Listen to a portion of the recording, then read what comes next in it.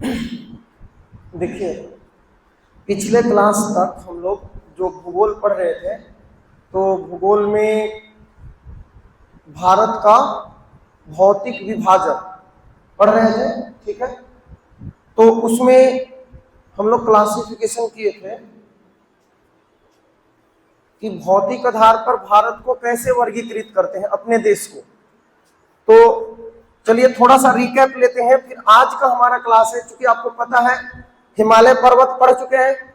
हिमालय पर्वत में जितना भी सीरीज था, चाहे ट्रांस हिमालय हो, महान हिमालय हो, लघु हिमालय हो या शिवालिक हो, सारा कुछ पढ़ लिया है। पूरे भारत में जितने पर्वत थे, चाहे पूर्वी भारत में जो आपका गारो, खासी, जयंतिया, मिकिर, ठीक है, ये सारा पहाड़ी के बारे में पढ़ चुके हैं। दक्षिण भारत में जो पहाड़ी थे, नीलगिरी, अनाईमुंडी, ठीक है, ये सब भी पढ़ चुके हैं। तो और उसके सब उत्तर भारत का मैदान भी आपको पढ़ा दिए थे कि हिमालय से लगा हुआ जो क्षेत्र है उसको हम लोग भाबर बोलते हैं, फिर उसके बाद तराई होता है, फिर उसके बाद आगे बढ़ते हैं तो बांगर, और उसके बाद खादर होता है। आज हम लोग को पढ़ना है प्रायद्वीपीय पठार, प्रायद्वीपीय पठार, ठीक है। तो एक बार थोड़ा सा रिकैप ले लेते हैं, क्योंकि बीच में हिस्ट्री पढ़ना शुरू कर दिए थे हम लोग, तो थोड़ा सा भूगोल के बारे में जानकारी ले लेते हैं, ठीक। तो चलिए, भारत का भूगोल हम लोग पढ़ रहे हैं आज से, फिर दोबारा शुरू कर रहे हैं। और इसमें टॉपिक चल रहा है भारत का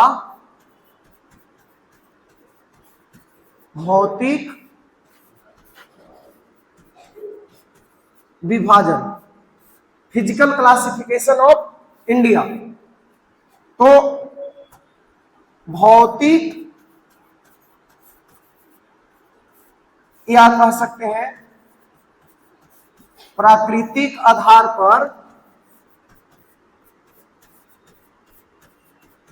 भारत को निम्नलिखित भागों में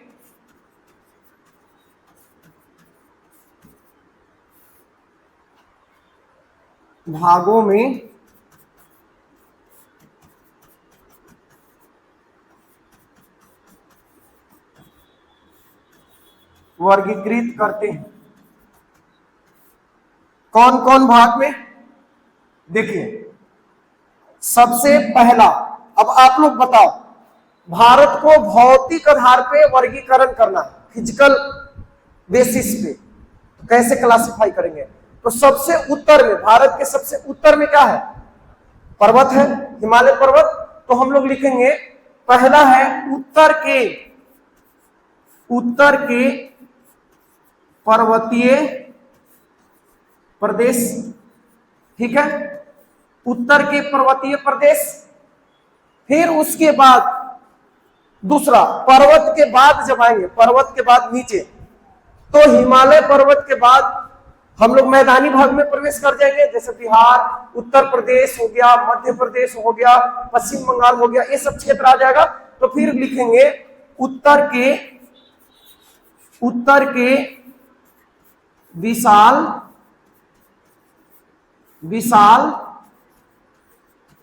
मैदान, उत्तर के विशाल मैदान। अच्छा, इस विशाल मैदान में ही जो राजस्थान वाला क्षेत्र है वो मरुस्थलीय प्रदेश है, वहां पे थार का मरुस्थल है। तो हम फिर लिखेंगे तीसरा भाग हमारा हो जाएगा मरुस्थलीय प्रदेश,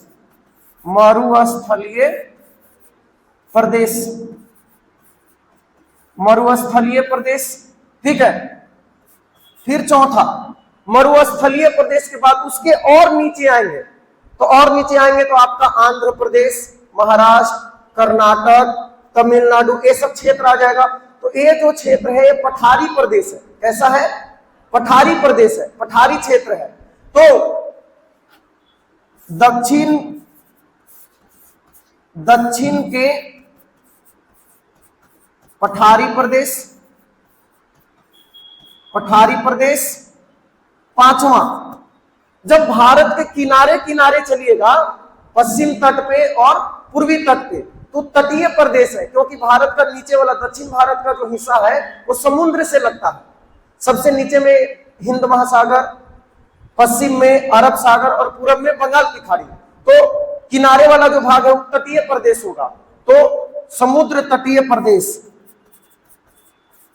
समुद्र तटीय प्रदेश होगा, ठीक है। और अंत में जो सबसे लास्ट होगा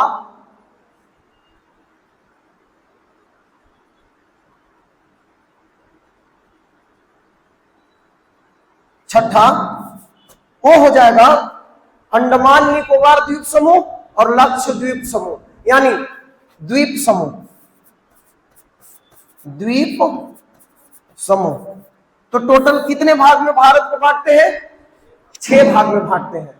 उत्तर के पर्वतीय प्रदेश, उत्तर के पर्वतीय प्रदेश, फिर उत्तर भारत के विशाल मैदान, फिर उसके बाद मरुस्थलीय प्रदेश, फिर दक्षिण भारत के पठारी प्रदेश, समुद्र तटीय प्रदेश और द्वीप समूह, ठीक है, द्वीप समूह।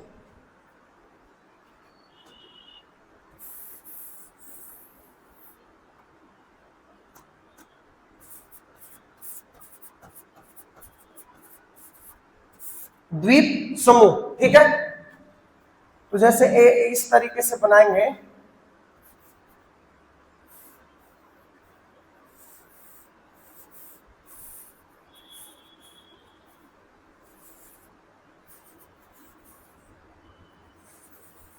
इस तरीके से। तो यहां पे क्लासिफाई करें तो देखिए, जो सबसे उत्तर में आते हैं, तो यहां पे बताए थे कि जो ट्रांस हिमालय है इसका 3 गो सीरीज है, काराकोरम, लद्दाख और जोस्कर। ये है काराकोरम, फिर यहाँ पे लद्दाख और फिर यहाँ पे जोस्कर। फिर यहाँ पे जो आता है आपका, ये आपका महान हिमालय, फिर मध्य हिमालय और ये शिवालिक, ठीक है। तो ये आपका हो गया महान हिमालय, महान हिमालय, फिर ये वाला हो गया मध्य हिमालय, और सबसे नीचे वाला हो गया क्या? शिवालिक। और यहीं पे आते हैं, यहाँ पे तो आपको याद होगा, यहाँ पे हम आपको बताए थे गारो, खासी, जयंतिया, ठीक है। तो मेघालय वाले क्षेत्र में है आपको यहाँ पे गारो, फिर खासी और फिर जयंतिया। यहाँ पे और सारा पहाड़ी के बात किए थे हम लोग कि असम में मिकिर पहाड़ी है, अरुणाचल प्रदेश में डाफला, मिरी, अबोर, मिसमी और पटकाई बूम है, नागालैंड में नागा पहाड़ी है, और मिजोरम में, बताओ मिजोरम में मिजो पहाड़ी है, मिजोरम में आपका मिजो पहाड़ी है, ठीक है। तो एक पहाड़ी हो गया। उसके बाद आपका ये वाला जो राजस्थान वाला, ये वाला जो क्षेत्र है ना, ये वाला क्षेत्र, यही आपका है मरुस्थलीय प्रदेश। ये कौन सा प्रदेश है? मरुस्थलीय प्रदेश है। ये सब रिकैप ले रहे हैं हम लोग, पढ़ाया हुआ है सब चीज। मरुस्थलीय प्रदेश है, ठीक है। फिर यहाँ पे ये जो आते हैं, ये वाला जो क्षेत्र आपको पूरा दिखाई दे रहा है इधर पश्चिम बंगाल तक, ये वाला जो पूरा क्षेत्र दिखाई दे रहा है, ये वाला, यही है विशाल मैदान। क्या है? विशाल, विशाल मैदान, जो गंगा, जमुना, ब्रह्मपुत्र जैसे नदियों के द्वारा बनाया गया है।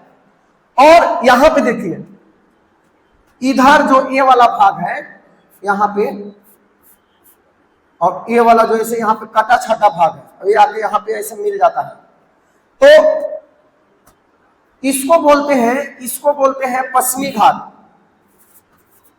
पश्चिमी घाट। और ये जो कटा छोटा भाग इधर है, इसको क्या पढ़ाए थे? ये पूर्वी घाट है। फिर इसको भी बांटते हैं, पश्चिमी घाट में उत्तरी भाग, दक्षिणी भाग, फिर पूर्वी घाट को भी उत्तरी भाग और दक्षिणी भाग में बांटते हैं। और ये वाला जो क्षेत्र आपके पास अब बच गया, ये वाला, ये वाला और ये वाला, इसी को बोलते हैं तटीय प्रदेश, तटीय प्रदेश, तटीय प्रदेश बोलते हैं। और यहां से जो ये पूरा क्षेत्र इधर आपका जो बचा, ये जो त्रिभुजाकार क्षेत्र ये बच गया, इसी को बोलते हैं प्रायद्वीपीय पठार, ठीक है। इसको क्या बोलते हैं? प्रायद्वीपीय पठार बोलते हैं। समझ गए? पूरा क्लासिफिकेशन हो गया।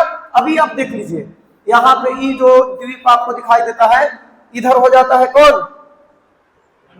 अंडमान निकोबार द्वीप समूह।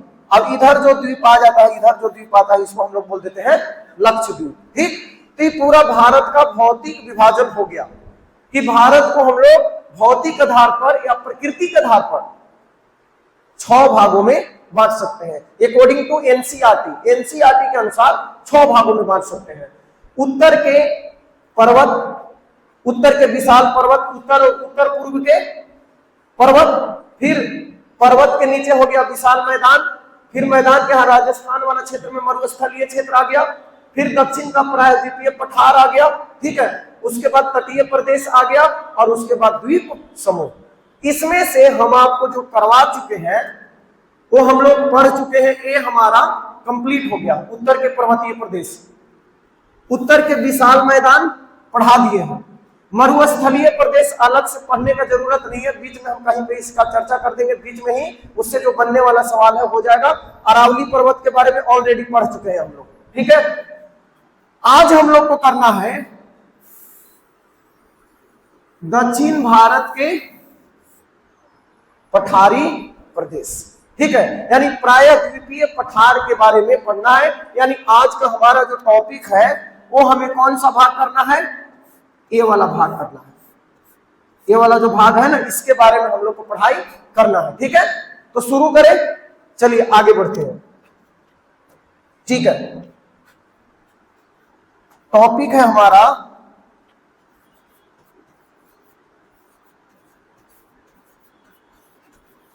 प्रायद्वीपीय पठार। ठीक है, प्लेटू के बारे में पढ़ना है, पठार के बारे में पढ़ना है। तो सबसे पहले आप ये समझिए 3 चीज। एक होता है पर्वत, ठीक, पर्वत। दूसरा होता है पहाड़, पहाड़। और तीसरा होता है पठार। ठीक है, पर्वत, पहाड़ और पठार। तो ये तीनों के तीनों जो है ना उच्च भूमि है, यानी जो समतल मैदान होता है उससे ऊंचे वाले जो क्षेत्र होते हैं ना, वही पर्वत होते हैं, वही पहाड़ होते हैं और वही पठार होते हैं। ठीक है, तो पहले ऊंचाई के आधार पे तीनों का वर्गीकरण होता था, लेकिन देखा गया कि कुछ कुछ पठार जो है वो पहाड़ों से भी ज्यादा ऊंचे होते हैं। जैसे पामीर का पठार हो गया, तिब्बत का पठार हो गया, ये सब बहुत ऊंचे हैं। तो इसीलिए पठारों का परिभाषा फिर बदल दिया गया। तो पर्वत में आपको याद रखना है कि बहुत ऊंचे होते हैं, बहुत ऊंचे होते हैं। ठीक है, बहुत ऊंचे होते हैं। और इनका जो शीर्ष होता है, शीर्ष होता है वो नुकीला होता है, नुकीला, यानी ये शंक्वाकार होता है, ऊपर जाके ऐसे बना लेगा, पूरा शंक्वाकार बना लेगा। ठीक है, तो बहुत ऊंचे होते हैं और शीर्ष नुकीला होता है। पहाड़ जो होते हैं पर्वत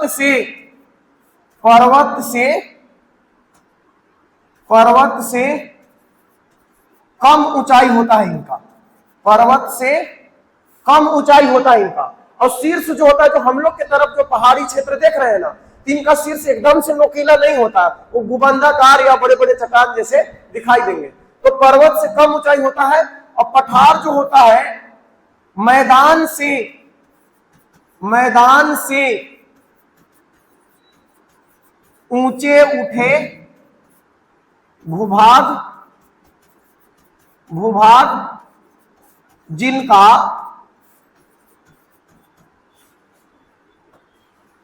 जिनका ऊपरी भाग सपाट होता है, सपाट यानी टेबल की तरह सपाट होता है। ठीक है, तो आपको जो पर्वत होगा ना वो बहुत विशाल विशाल ऐसे पर्वत होंगे, ऊंचे जो क्षेत्र होंगे ना वो पर्वत होंगे। और जो पहाड़ी होंगे, पहाड़ी वो इस तरीके के क्षेत्र होंगे। और जो पठार होगा वो इसका आकृति कुछ इस तरीके से होगा, ऊपर जो होगा बिल्कुल एक समतल होगा, ऊपर में ये वाला जो भाग है ना बिल्कुल समतल होगा, सपाट होगा। तो ये हो गया पर्वत, ये हो गया पहाड़ और ये हो गया पठार। समझ गए? तो तीनों जो साधारण भूमि होता है उससे ऊंचा प्रदेश होता है, लेकिन पर्वत बहुत ऊंचे होते हैं। ठीक है, पहाड़ी उससे नीचे क्षेत्र होते हैं, यानी पहाड़ों की ऊंचाई पर्वतों से कम होती है, यानी कम ऊंचे पर्वत है उसी को पहाड़ कह देंगे। और पठार जो होते हैं ऊंचे क्षेत्र तो है, लेकिन ये वाला पूरी तरह से क्या होता है, ये वाला भाग जो होता है इनका ये पूरी तरह से ऊपर टेबल के जैसा होता है, सपाट होता है। ठीक है, तो तीनों में अंतर समझ गए। चलिए आगे बढ़ते हैं। भारत का पठारी क्षेत्र या भारत का प्रायद्वीपीय प्रदेश के बारे में समझते हैं। ठीक, कौन वाला भाग बताइए।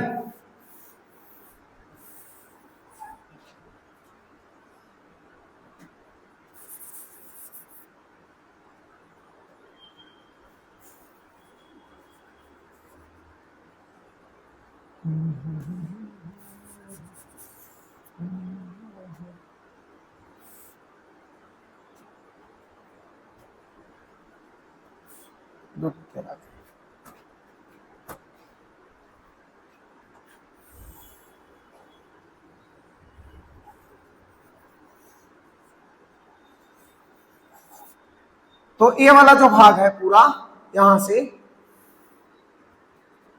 त्रिभुजाकार है, उल्टे त्रिभुज के आकार का है, समझ गए, उल्टे त्रिभुज के आकार का, यही है पठारी क्षेत्र, पठारी क्षेत्र। ठीक है, तो सबसे पहले बात करते हैं इसका उत्पत्ति का। उत्पत्ति कैसे हुआ इसका, ये भारत का जो पठारी क्षेत्र है इसका उत्पत्ति कैसे हुआ। ठीक है, तो समझिएगा, यहां से कुछ कुछ सवाल बनता है एग्जाम में, ध्यान देना है। उत्पत्ति,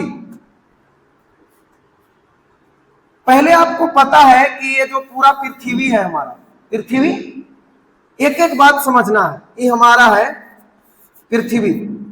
ठीक, इसके बीच में एक बड़ा सा स्थलीय भूभाग था, ए स्थलीय भूभाग, ये स्थल था, स्थल, स्थल, इसका नाम था पेंजिया। क्या नाम था इसका, पेंजिया। अब इसके चारों तरफ जल वाला क्षेत्र था, ये जल क्षेत्र था, जल क्षेत्र था, इसका नाम था पेंथालासा, पेंथालासा। ठीक है, तो संपूर्ण पृथ्वी पर एक ही वो भूभाग था जिसको हम लोग बोलते हैं पेंजिया। अब पेंजिया को चारों तरफ से एक जल क्षेत्र से एक घिरा हुआ था, इसको बोलते थे पेंथालासा। ठीक है, फिर उसके बाद क्या हुआ, जब समय बीता तो पेंजिया में वर्गीकरण हुआ, पेंजिया में टूट हुआ। तो जब पेंजिया टूटा, ठीक है, ये टूटा तो ये दो भाग में बट गया, ये दो भाग में बट गया आपका, ये जो था ना दो भाग में बट गया। ठीक है, तो ये जो ऊपर वाला भाग बना इसको बोलते हैं अंगारा लैंड, अंगारा लैंड, और नीचे बना गोंडवाना लैंड। याद आ रहा है, ये सब पहले भी किए हैं। तो ऊपर में अंगारा लैंड और नीचे में गोंडवाना लैंड। ठीक है, फिर उसके बाद क्या होता है कि इसमें और टूट होता है, इसमें और अभी टूट होता है। ठीक है, इसमें अभी और टूट होता है एक इसमें। तो ये जो अंगारा लैंड है, अभी नीचे है आपका गोंडवाना लैंड, तो ये टूटता है, ये भी टूटता है, और ये आपका ये भी टूटता है, ये भी टूट जाता है। ठीक है, तो ये जो टूटा इधर वाला जो भाग बना, ये वाला, ये है उत्तरी अमेरिका, उत्तरी अमेरिका, उत्तरी अमेरिका। और ये वाला जो भाग बना इसको बोलते हैं यूरेशिया, यूरेशिया। इसमें दो चीज था, यूरोप भी था प्लस एशिया भी था। तो यूरोप और एशिया में कोई समुद्री विभाजन नहीं है, जैसे उत्तरी अमेरिका और एशिया के बीच में अटलांटिक महासागर है। ठीक ना, तो बाकी सब समुद्र से टूटे हुए अलग अलग है, लेकिन ये जो यूरोप है और एशिया है इसमें कोई वर्गीकरण नहीं है, सिर्फ एक यूरान पर्वत है। ठीक है, बीच में जो एशिया को यूरोप से अलग करता है। तो ये यूरोप और एशिया बन गया, ये उत्तरी अमेरिका बन गया। नीचे जो टूटा ये बन गया आपका दक्षिणी अमेरिका, दक्षिणी अमेरिका, दक्षिणी अमेरिका। और ये आपका जो है ये भारतीय प्लेट है, ये भारत है। अब बोलो कि यहाँ पे भारत कैसे आ गया, है भारत है यहाँ पे, ठीक है।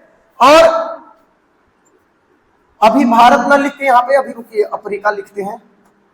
अभी मान लीजिए कि क्या है, अफ्रीका है, अफ्रीका है, ठीक है। ये अंटार्कटिका बन जाएगा, अंटार्कटिका। अभी बन जाएगा ऑस्ट्रेलिया, ऑस्ट्रेलिया।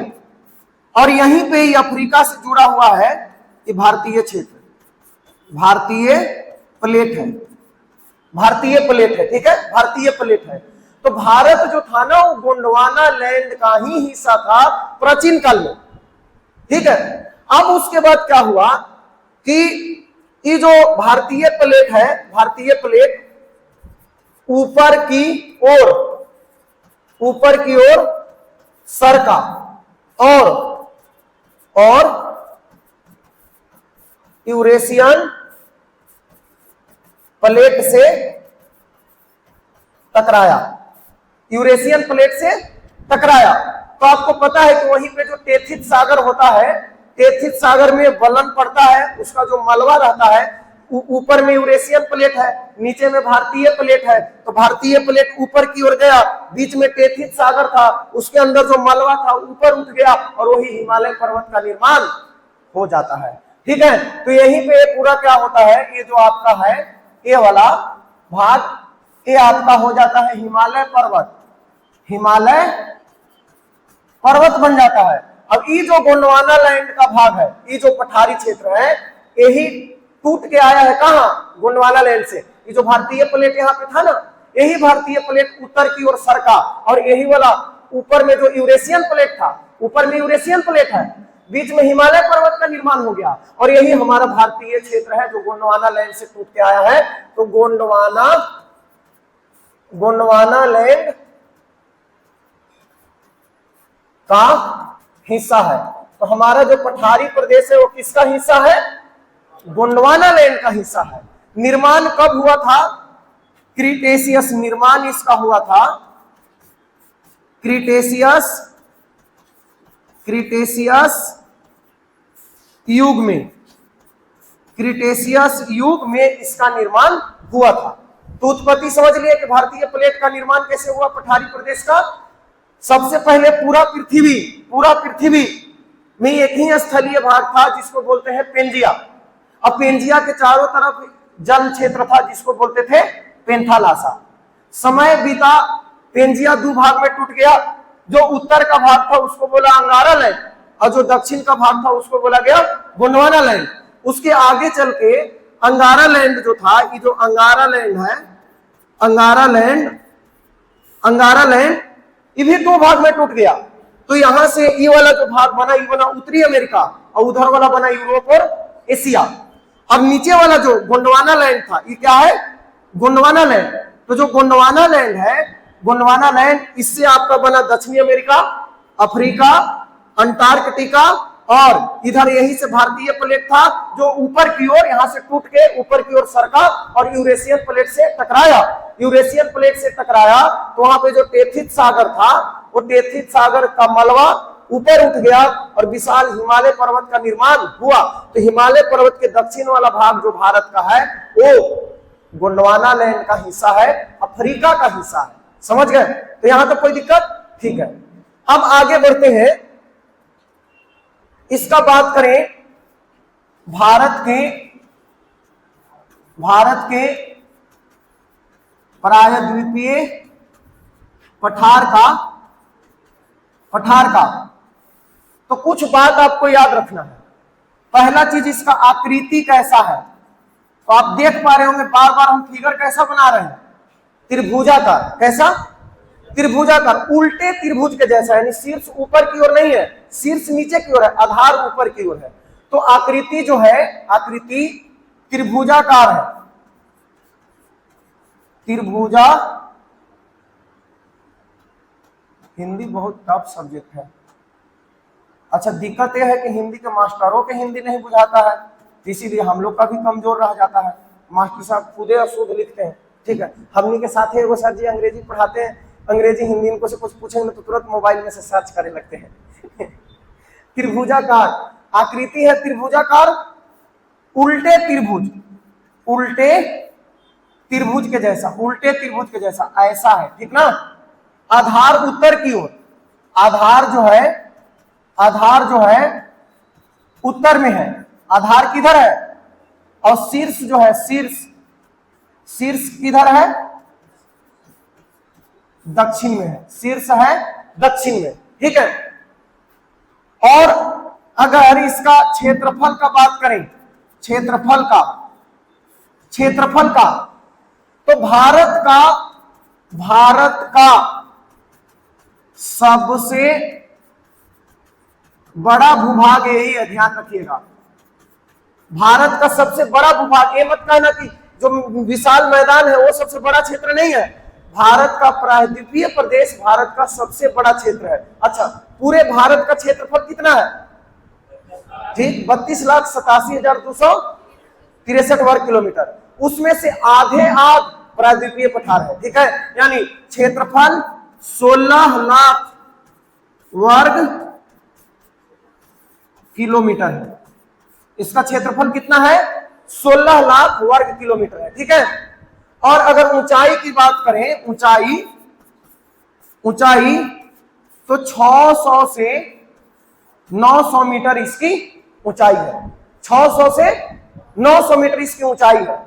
और बात किया जाए ढाल, ढाल तो आप समझिए प्रायद्वीपीय भारत की जितनी भी नदियां हैं, चाहे वो गोदावरी, आपका नर्मदा और तापी को छोड़ दीजिए क्योंकि तो भ्रंश से बहती है, तो विंध्याचल और सतपुड़ा के भ्रंश से बहती है, इसके कारण वो जाके अरब सागर में गिरती है। लेकिन और जो नदियां हैं जैसे गोदावरी, कावेरी, कृष्णा, महानदी, ठीक है, ये सब नदी जाके कहां गिरती है? बंगाल की खाड़ी में।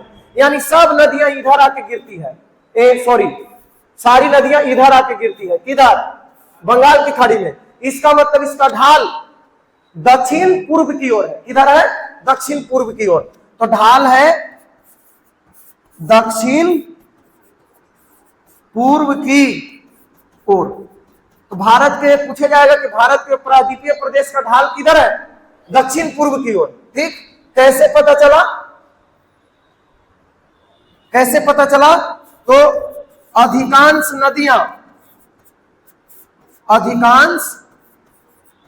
नदियां बंगाल की खाड़ी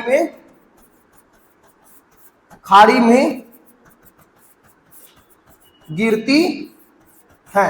पठारी प्रदेश की अधिकांश नदियां किधर गिरती है? बंगाल की खाड़ी में। तो इससे संकेत मिलता है कि इसका ढाल दक्षिण पूर्व की ओर है। महत्वपूर्ण क्या है? महत्व क्या है इसका? महत्व क्या है? महत्व क्या है?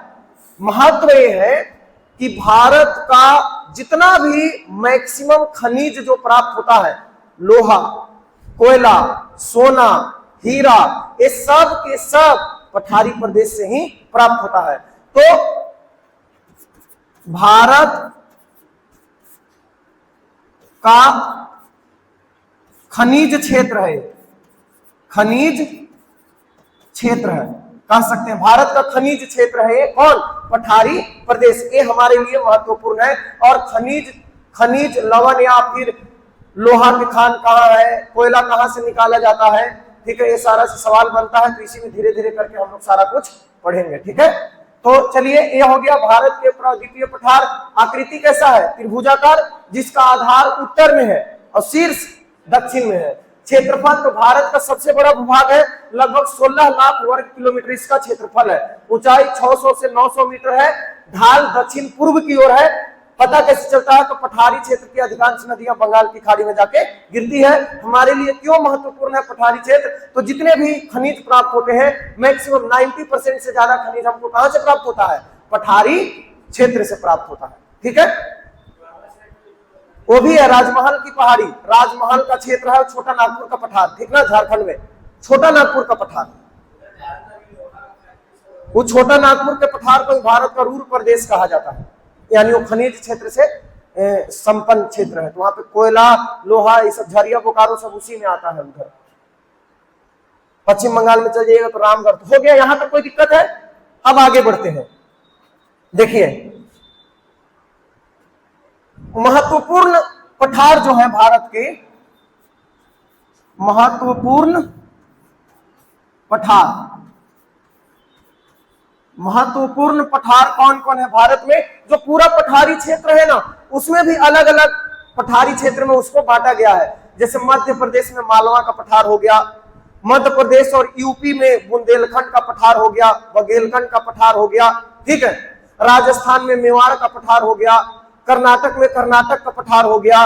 उधर पूर्वी भारत में जाइएगा तो मेघालय का पठार, शिलोंग का पठार उसको बोलते हैं, कार्बी अग्निलोंग के नाम से भी उसको जानते हैं, ठीक है। झारखंड में छोटा नागपुर का पठार हो गया, ठीक है। तो इस तरह से कई भूभाग में उसको बांटा गया है। तो आप याद रखिएगा कि एक तो मेवाड़ का पठार, मेवाड़ का पठार, दूसरा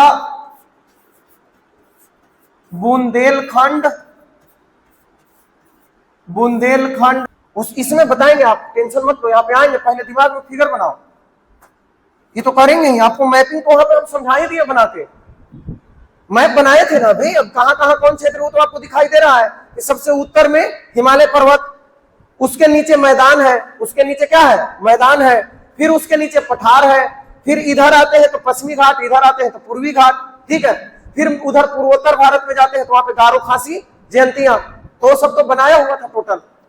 अभी देखिए क्या बात करते, भारत के महत्वपूर्ण पठार या भारत के प्रमुख पठारी क्षेत्र जो भी हो, आप इसको ध्यान में रखिएगा, ठीक। कौन कौन है? पहला बात कर रहे थे हम लोग मेवाड़, उतना चर्चित नहीं है, मेवाड़ का पठार, मेवाड़ का पठार, ठीक। दूसरा है, दूसरा बुंदेलखंड, बुंदेलखंड, बुंदेलखंड का पठार, बुंदेलखंड का पठार। फिर तीसरा है आपका बघेलखंड, बघेलखंड का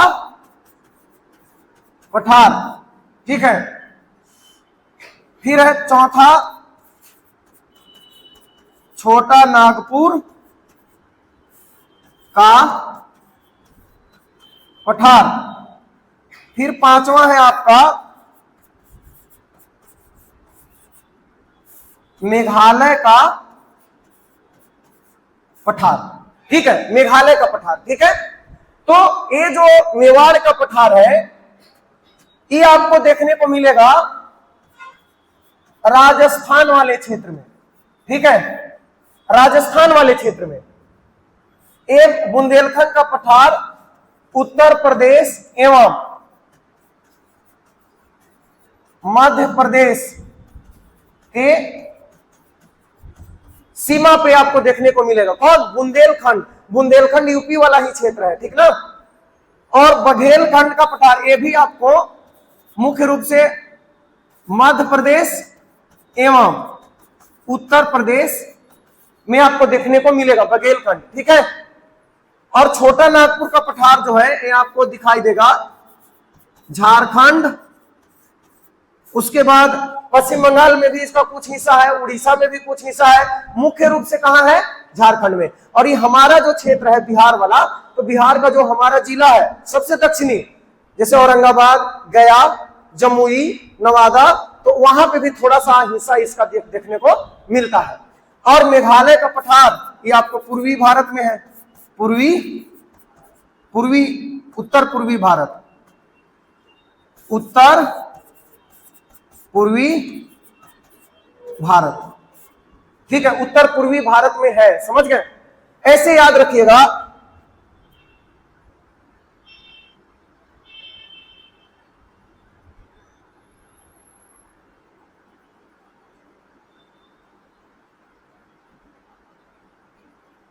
ऐसे याद रखना, मां,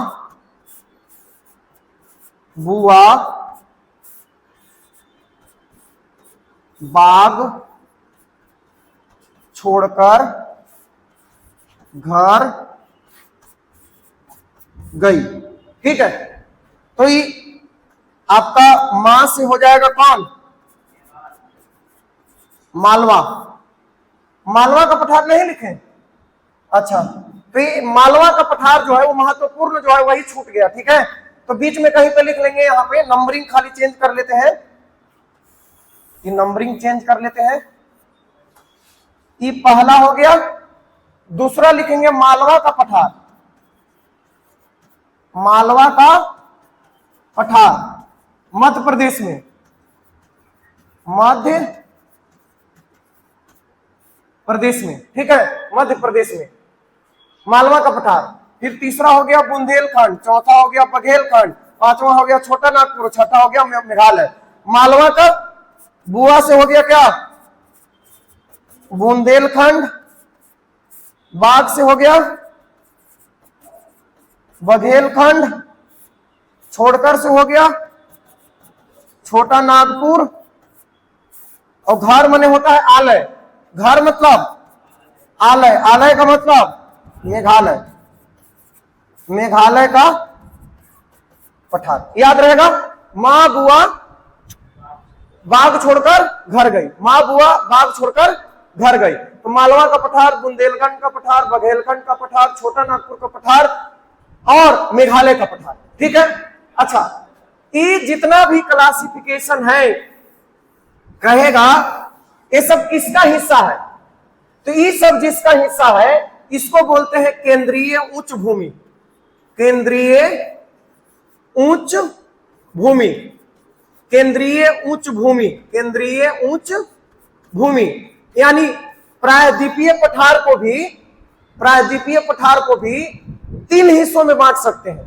पहला है केंद्रीय उच्च भूमियां, दूसरा है दक्कन ट्रैप, दक्कन ट्रैप, ठीक है, दक्कन ट्रैप, और तीसरा है जो आपका तटीय प्रदेश है, जो जिसमें पश्चिमी घाट और पूर्वी घाट आएगा। तो एक क्लासिफिकेशन आप कर सकते हो।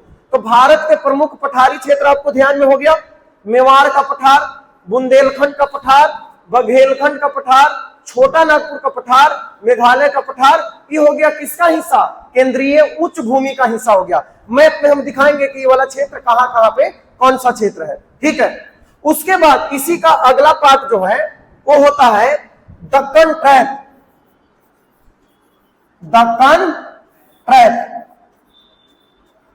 दक्कन ट्रैप। इस दक्कन ट्रैप को दो भाग में बांट देते हैं। दक्कन ट्रैप को कितने भाग में बांट देते हैं? दो भाग में बांट देते हैं। इसको बोलते हैं उत्तरी दक्कन, उत्तरी दक्कन, और एक होता है दक्षिणी दक्कन। दक्कन माने दक्षिण होता है, दक्षिणी दक्कन, ठीक है। उत्तरी दक्कन और दक्षिणी दक्कन। तो यही उत्तरी दक्कन में आपका आ जाता है, एक छत्तीसगढ़ में है दंडकारण्य, दंडकारण्य पठार, दंडकारण्य पठार जो छत्तीसगढ़ में, ठीक है। इसी में आता है उड़ीसा में, है उड़ीसा में, उड़ीसा में जो है गढ़जात, उड़ीसा में कौन है? गढ़जात पहाड़ी, बताए थे ना। तो ये भी आता है, इसी का हिस्सा है उत्तरी दक्कन का, ठीक है, उत्तरी दक्कन का। उसके बाद आपका जो सतपुड़ा श्रेणी है, सतपुड़ा श्रेणी, सतपुड़ा श्रेणी, सतपुड़ा श्रेणी, इसमें हम तीन चीज बताए थे आपको। सतपुड़ा के तीन श्रेणियां, एक था राजपीपला, याद आ रहा है, राजपीपला। उसके बाद बताइए महादेव, बहुत अच्छे। उसके बाद मैकाल, उसके बाद कौन? ये सब उत्तरी दक्कन का हिस्सा है, ठीक है। और दक्षिणी दक्कन में कौन आएगा? इसमें आ जाएगा आपका कर्नाटक का पठार। इसी में बाबा बुदन की पहाड़ी आएगा जो खनिज क्षेत्र से परिपूर्ण है। और उसके बाद एक आएगा आंध्रा, आंध्रा या तेलंगाना, तेलंगाना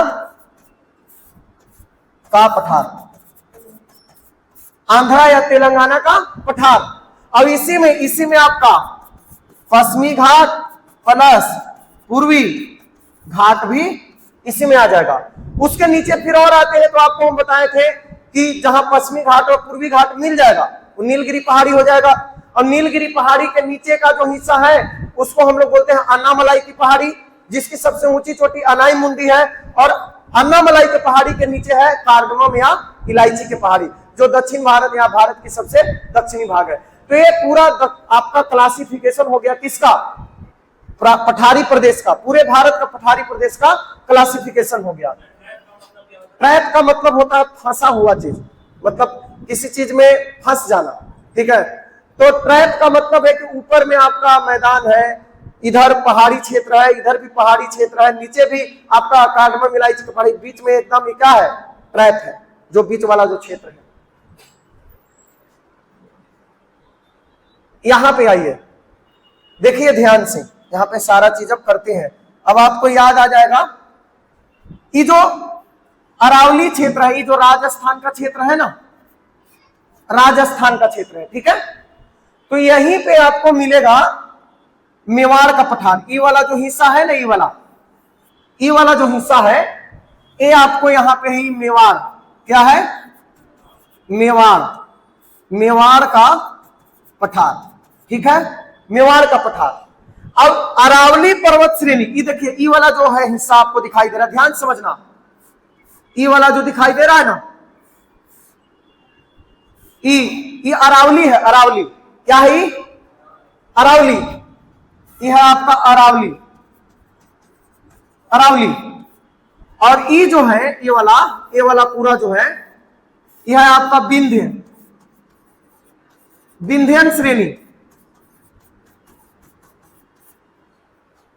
श्रेणी, ठीक है, विंध्यन श्रेणी है। तो अरावली और विंध्यन के बीच में ही, अरावली और विंध्यन जो है ना, ये अरावली पर्वत है और विंध्यन पर्वत है, इन्हीं दोनों के बीच में आपको दिखाई देगा यहाँ पे ये पूरा मालवा का पठार है, फिर यहीं पे आपका आ जाएगा बुंदेलखंड का पठार, और यहीं पे आ जाएगा आपका बघेलखंड का पठार, ठीक है।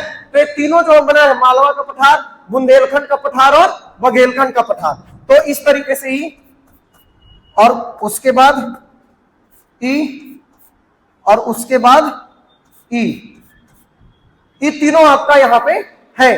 तो एक क्या हो गया, ये हो गया मालवा का पठार, ये क्या हो गया, मालवा का पठार, और ये जो है, ये है आपका बुंदेलखंड का पठार, और ये जो है, ये है आपका बघेलखंड का पठार, ठीक है, बघेलखंड का पठार। और ये सब जो जितना भी हिस्सा है ना, ये सब जो ऊपर वाला जितना जो हिस्सा आया, ये वाला, ये पूरा भाग जो है, ये पूरा भाग जो है, ये वाला पूरा भाग जो है, ये जो पूरा भाग है, इसको हम बोलेंगे केंद्रीय उच्च भूमि। क्या बोलेंगे, केंद्रीय उच्च भूमि बोलेंगे, ठीक है। अब ये जो नीचे वाला भाग बचा, नीचे वाला, यही है दक्कन ट्रैप, क्या है, दक्कन ट्रैप। अब इसमें भी बांट देते हैं, पूरा दक्कन का पठार है, इसी में आपका आ जाएगा, यहाँ पे ये वाला जो हिस्सा है, ये महाराष्ट्र का पठार हो जाएगा, महाराष्ट्र। यहाँ पे आपका आ जाएगा कर्नाटक का पठार, कर्नाटक का पठार, ठीक है। अब इधर जो है, ये वाला जो पूरा भाग है, ये तेलंगाना का पठार होगा, तेलंगाना का पठार होगा, तेलंगाना का पठार।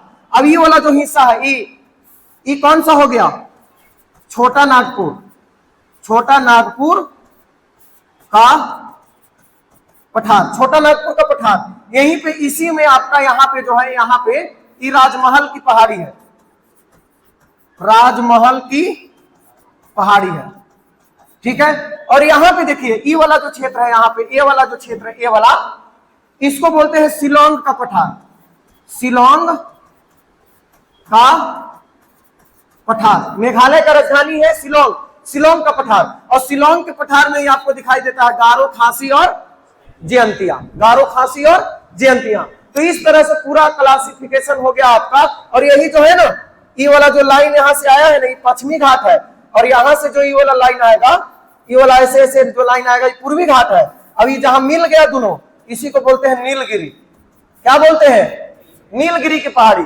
और नीलगिरी की पहाड़ी की सबसे ऊंची चोटी दोदा बेटा, कितना ऊंचाई, नहीं, हाँ ठीक है, 2637 2637 मीटर। और दक्षिण भारत की सबसे ऊंची चोटी अनाईमुंडी। अनाईमुंडी का सबसे ऊंचा चोटी हो गया अनाईमुंडी, उसका ऊंचाई हो गया 2695 मीटर, 2695 मीटर। ठीक है, तो इस तरीके से आप मैपिंग में भी समझ गए कौन कहां पे है। फिर से देख लो, ये राजस्थान वाला जो क्षेत्र है, यहां पे आपको हो गया मेवाड़ का पठार। क्या हो गया? ये मेवाड़ का पठार। ये हो गया आपका मध्य प्रदेश में मालवा का पठार। फिर यहीं पे मध्य प्रदेश और उत्तर प्रदेश की सीमा पे बुंदेलखंड का पठार, और यहीं पे थोड़ा सा इसके आगे हो गया ये वाला बघेलखंड का पठार। क्या हो गया? बघेलखंड का पठार। फिर उसके बाद इधर आते हैं तो यहाँ पे ये हो गया आपका सतपुड़ा के नीचे ही महाराष्ट्र वाला क्षेत्र, काली मिट्टी का क्षेत्र, जहां पे कपास का बहुत अच्छा खासा उत्पादन होता है। महाराष्ट्र के नीचे ही कर्नाटक का पठार हो गया, जहां बाबा बुदन की पहाड़ी है। फिर उसके बाद यहीं से ही चलता है पश्चिमी घाट है। पश्चिमी घाट में हम आपको बताए थे कि महाराष्ट्र में एक पर्वत है जिसका नाम है कालसूबाई। क्या है? कालसूबाई। ठीक है, कालसूबाई। और यहाँ पे ये पूर्वी घाट है जो कटा छटा है, इसमें आपका आंध्र प्रदेश में एक पर्वत है जिसका नाम है जिंदागाड़ा। क्या नाम है? जिंदागाड़ा। वही पूर्वी घाट की सबसे ऊंची चोटी है, 1690 मीटर इसकी ऊंचाई है। ठीक है, और ये झारखंड में हो गया छोटा नागपुर का पठार, जो भारत का रूर प्रदेश कहलाता है। क्या है? रूर प्रदेश। रूर क्या है? देखो, जर्मनी का एक जगह का नाम है रूर, तो वहां से बहुत सारा खनिज क्षेत्र है, वो वहां से लोहा कोयला ये सब निकाला जाता है। तो भारत में छोटा नागपुर के पठार से बहुत सारा खनिज निकाला जाता है, इसीलिए इसको भारत के रूर प्रदेश के नाम से जाना जाता है, छोटा नागपुर के पठार को। तो ये झारखंड क्षेत्र में है। ठीक है, और इधर मेघालय में आपका मेघालय का पठार हो गया। ठीक है, अब थोड़ा थोड़ा अगर सबके बारे में चर्चा करें, ऐसे हम बारी बारी से पढ़ाएंगे। ये राजस्थान के बारे में दोबारा नहीं पढ़ेंगे क्योंकि ऑलरेडी हम पढ़ा चुके हैं, वीडियो भी अपलोड किया हुआ है, उसको देख लीजिएगा। पश्चिमी घाट बहुत अच्छे से हम आपको पढ़ा चुके हैं, पूर्वी घाट बहुत अच्छे से पढ़ा चुके हैं। तो अब बच गया कौन? बच गया बुंदेलखंड, बघेलखंड, मालवा, कर्नाटक और महाराष्ट्र। ये वाला जो क्षेत्र है इसको हम लोग बड़े डिटेल में बारी बारी से करेंगे, यानी एक लेक्चर में हम लोग पढ़ लेंगे मालवा का पठार का क्या विशेषता है, ये बुंदेलखंड का पठार का क्या विशेषता है, बघेलखंड का पठार का क्या विशेषता है। ठीक है, और उसके बाद कर्नाटक में जो बाबा बुदन की पहाड़ी है इसकी क्या विशेषता है, कौन कौन यहाँ से खनिज प्राप्त होता है। छोटा नागपुर पठार एक बड़ा टॉपिक है, इसको पढ़ेंगे, और फिर जो मेघालय का पठार है इसको पढ़ेंगे। यानी इतना चीज अभी हम दोबारा आपको एक एक करके पढ़ाएंगे। ठीक है, ठीक। और बाकी जो है अब चलिए नोट्स पे चलते हैं, वहां पे भी कुछ चीज देख लेते हैं। ठीक, जैसे आपको अरावली के बारे में पता है कि अरावली जो है राजस्थान में राजपीपला से शुरू होता है और कहां तक जाता है, याद है? हाँ, दिल्ली तक। दिल्ली में कहा? रायसीना हिल, और रायसीना हिल पे ही राष्ट्रपति भवन है और जेएनयू है। याद आया? और इसका अरावली पर्वत का सबसे ऊंची चोटी कौन है? गुरु शिखर। इसका ऊंचाई कितना है? 1722 मीटर। बहुत बढ़िया, इतना याद रखोगे ना तो नैया पार हो जाएगा। ठीक है, फिर उसके बाद इधर आए थे तो विंध्य श्रेणी में बात किए थे, तो विंध्य पर्वत जो है भारत के बीचों बीच में है, भारत के बीचों बीच में है विंध्य पर्वत या विंध्याचल पर्वत। उत्तरी भारत और दक्षिणी भारत को दो भाग में बांट देता है, और विंध्याचल पर्वत जल विभाजक का काम करता है। याद रखिएगा, जल विभाजक का क्या मतलब होता है? जो खपड़ा का मकान होता है ना, तो ऐसे रहता है, तो बारिश होगा तो इधर वाला पानी एने गिरेगा और इधर वाला पानी एने गिरेगा, इसी को जल विभाजक कहते हैं। यानी देखते हैं दक्षिण भारत की जो नदियां, इसके इधर वाला है सब जाके बंगाल की खाड़ी में इधर जाके गिरती है, और जो इधर वाला उत्तरी भारत की नदियां जो है वो सब जाके फिर गंगा नदी में जाकर मिल जाती है। तो जल विभाजक का काम किया, दो भाग में बांट दिया नदियों को। तो ध्यान से सुनिए, विंध्याचल पर्वत जल विभाजक का काम करता है। भारत के बीचों बीच कौन सा पर्वत है? विंध्याचल पर्वत। ठीक है, और विंध्याचल पर्वत का सबसे ऊंची चोटी याद है? गुडविल शिखर, सद्भावना शिखर, सद्भावना शिखर। तो विंध्याचल पर्वत का सबसे ऊंची चोटी सद्भावना शिखर। ठीक है, और विंध्याचल पर्वत का ही जो सबसे पूर्वी हिस्सा है वो बिहार में है, जिसको हम कैमूर की पहाड़ी बोलते हैं। क्या बोलते हैं? हाँ, और चूना पत्थर के लिए विख्यात है, इसीलिए इधर ये वाला जो क्षेत्र है इसमें सीमेंट उद्योग आपको दिखाई देगा। औरंगाबाद में, बंजारी में, रोहतास में, कल्याणपुर में, योनसोनडेहरी में, है ना, डालमिया नगर। तो इस समय सीमेंट वाला क्षेत्र क्यों दिख रहा है? क्योंकि वो कैमूर की पहाड़ी से चूना पत्थर प्राप्त हो जाता है। ठीक है, सीमेंट। तो ये हो गया विंध्याचल पर्वत। उसके बाद आते हैं उसके नीचे, विंध्याचल पर्वत के नीचे नर्मदा नदी है जो जाके अरब सागर में गिर जाती है। नर्मदा नदी के बाद सतपुड़ा श्रेणी है, सतपुड़ा श्रेणी, जो सतपुड़ा श्रेणी का 3 सीरीज है, टोटल 3 भाग में बटा हुआ है। पहला है राजपीपला, दूसरा है महादेव और तीसरा है मैकाल। मैकाल पर्वत से ही 2 नदियां 2 दिशाओं में निकलती है। उत्तर दिशा में सोन नदी निकलती है जो जाके गंगा नदी में मिल जाती है, और पश्चिम में कौन नदी, नर्मदा नदी निकलती है जो जाके अरब सागर में गिर जाती है। और महादेव जो सतपुड़ा है, सतपुड़ा की सबसे ऊंची चोटी जो है वो महादेव पर्वत पे है और उसका नाम है धूपगढ़। क्या नाम है? धूपगढ़ नाम है, ठीक है। तो सतपुड़ा की सबसे ऊंची चोटी धूपगढ़। तो इसके बारे में अरावली बता दिए आपको फिर से एक बार, महादेव में आपका विंध्य पर्वत बता दिए, सतपुड़ा बता दिए। पश्चिमी घाट में आपको पता है कि पश्चिमी घाट लगातार है, निरंतर, इसमें कटा छटा नहीं है, इसमें सिर्फ दर्रे है पार करने के लिए। यानी आपको नासिक से मुंबई जाना है तो दर्रे को पार करके जाना पड़ेगा और कोई रास्ता नहीं है। तो इसमें 4 दर्रे हैं मुख्य रूप से, थाल घाट, घोर घाट, पाल घाट और सेनकोटा दर्रा। सबका ट्रिक भी बताए थे। था ना मू यानी थाल घाट नासिक को मुंबई से जोड़ता है, पा को कु यानी पाल घाट कोयम्बटूर को कोचीन से जोड़ता है, भो पू मु घोर घाट पुणे को मुंबई से जोड़ता है, ठीक है। तो इस तरह से याद रखिएगा। अब पूर्वी घाट जो है कटा छटा है। क्यों कटा छटा है? क्योंकि प्रायद्वीपीय भारत की जितनी भी नदियां हैं वो सब बंगाल की खाड़ी में जाती है, तो प्रायद्वीपीय जो पूर्वी घाट है उसको काट काट के रास्ता बना लिया है, ठीक है। तो पूर्वी घाट की सबसे ऊंची चोटी है जिंदागाड़ा 1690 मीटर और दूसरी सबसे ऊंची चोटी है महेंद्रगिरी। कौन है? महेंद्रगिरी, वो भी बताए थे आपको, महेंद्रगिरी। बाकी अब जो बचा कि छोटा नागपुर का पठार जो है इसमें बहुत सारा खनिज पदार्थ मिलता है आपको। यहीं पे राजमहल की पहाड़ी इसी में है। छोटा नागपुर का पठार झारखंड वाले क्षेत्र में है। मेघालय का पठार आपको पता है कि गारो खासी जयंतिया, यहीं पे मासिन राम है जहां पे दुनिया का सबसे अधिक वर्षा होता है। अच्छा, एक चीज और याद रखना, ये जो मेघालय का पठार है ये हिमालय पर्वत का भाग नहीं है। हिमालय पर्वत का भाग ये प्रायद्वीपीय पठार का भाग है जो मालदा गैप के द्वारा, किसके द्वारा? मालदा गैप के द्वारा प्रायद्वीपीय पठार से अलग हो गया है। ये सारा चीज दोबारा रिपीट हो रहा है, सब चीज हम पढ़ा दिए। आज का मुख्य काम तो हम लोग को समझ लेना कि कौन कौन पठार है भारत में और किसका क्षेत्र कहां पे है। तो आप बहुत अच्छे तरीके से समझ गए कि यहाँ पे मेवाड़ का पठार राजस्थान वाले क्षेत्र में है, यहाँ पे मालवा का पठार मध्य प्रदेश के क्षेत्र में है, यूपी और मध्य प्रदेश में बुंदेलखंड का पठार है, यूपी और मध्य प्रदेश में बघेलखंड का पठार है। उसके बाद छत्तीसगढ़ में दंडकारण्य का पठार है आपका। उसके बाद झारखंड में छोटा नागपुर का पठार है, महाराष्ट्र में आपका महाराष्ट्र का पठार है, कर्नाटक में कर्नाटक का पठार है, बाबा बुदन की पहाड़ी, और मेघालय में शिलोंग का पठार है। इतना चीज समझ गए, ठीक है। नाम याद रखने के लिए आपको ट्रिक बता दिए हैं, ट्रिक से याद रखिएगा इसको, ठीक। चलिए अब मैपवा में आप समझा सकते हो कहां